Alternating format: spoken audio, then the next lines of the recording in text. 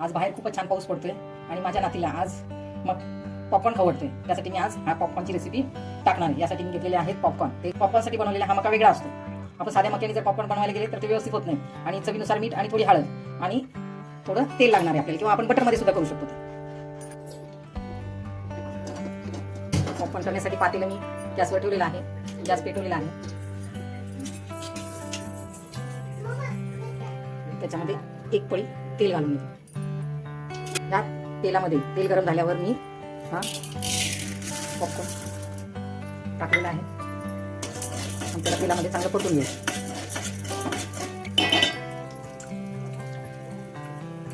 आपण जर अगोदर हळद आणि मीठ टाकलं तर काय होतं, ते लवकर जळतं। म्हणून मी काय करते, पहिल्यांदा तेलामध्येच काय करून घेते, हा पॉपकॉर्नचा मका जो आहे तो काय करून घेतो, तो व्यवस्थित परतून घेतो।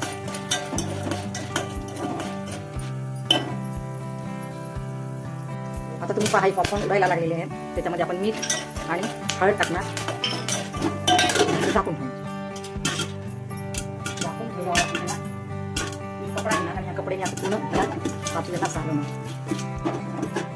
या वाटीच्या मापाने आपण अर्धीच वाटी घेतली होती, ते पहा किती फुगलेले पॉपकॉर्न, पहा किती छान झाले। अशा रीतीने आपले पॉपकॉर्न तयार झालेले आहे। आता ही मी माझ्या पॉपकॉर्न झटपट बनवता येतात आणि सर्वांनाच आवडतात, घरामध्ये लहान मोठ्यांना सर्वांना आवडतात। असे पॉपकॉर्न पटकन बनवता येतात आणि घरातील सर्वांना आवडतात ते। आणि माझ्या चॅनलवर जर आपण नवीन असाल तर माझ्या चॅनलला लाईक, शेअर आणि सबस्क्राईब करायला विसरू नका। धन्यवाद।